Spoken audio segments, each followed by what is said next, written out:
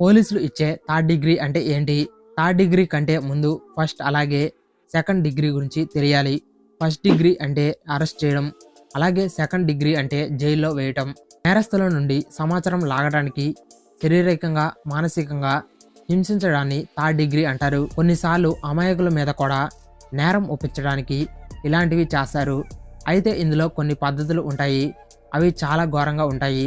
అవి చెప్తాను, కానీ సాఫ్ట్ మైండ్ సెట్ ఉండేవాళ్ళు, ఇబ్బందిగా ఫీల్ అయ్యేవాళ్ళు ఇక్కడితో వీడియోను స్కిప్ చేయండి. హైదరాబాద్ గోలీ, లాఠీ లేదా ఐరన్ రాడ్కు కారం పొడి అంటించి వెనుక నుండి లోపలికి పంపిస్తారు. ఆ బాధకు వాళ్ళు నిజం ఒప్పుకుంటారు, లేకపోతే మతి స్థిమితం కోల్పోతారు. కొన్నిసార్లు తొండలను, ఎలుకలను లోపల వేసి గట్టిగా కట్టేస్తారు.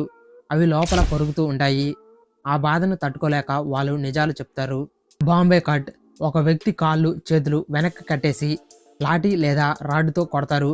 అంటే శివాజీ మూవీలో రజనీకాంత్ను పోలీసులు కొడతారు కదా, ఆ విధంగా. అయితే అరికాళ్ళు చాలా సెన్సిటివ్గా ఉంటాయి. పదే పదే కొట్టడం వల్ల నొప్పి భరించలేనంతగా ఉంటుంది. ప్యారెట్ పెర్చ్, ఇందులో ఒక వ్యక్తిని ఒక పోల్కు కట్టి చేతులను యాంకిల్స్కు అంటే పాదాలకు కట్టేస్తారు. ఒక పొజిషన్లో ఉంచుతారు.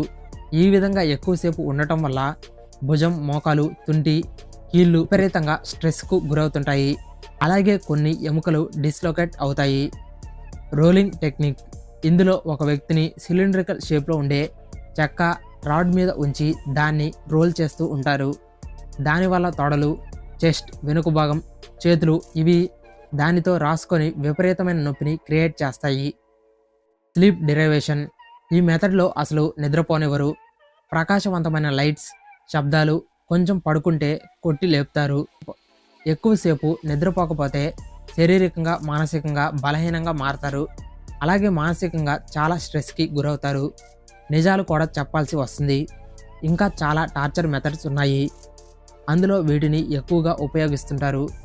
అయితే థర్డ్ డిగ్రీను మనుషుల మీద ఉపయోగించడం మన దేశంలో ఇల్లీగల్. ఆర్టికల్ 21, ఆర్టికల్ 20 క్లాస్ 3 ప్రకారం థర్డ్ డిగ్రీని ఉపయోగించడం నేరం. అలాగే ఐపీసీ సెక్షన్ 330, 331ను ఉపయోగించి బాధితులు దీనికి వ్యతిరేకంగా కేసు ఫైల్ చేయొచ్చు. నేరం రుజువైతే దీనికి కారణమైన వాళ్లకు 7 నుంచి 10 సంవత్సరాలు జైలు శిక్ష, అలాగే ఫైన్స్ పడే అవకాశం ఉంటుంది.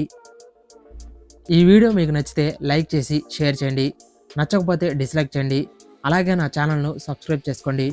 Thanks for watching. Thank you. జై హింద్.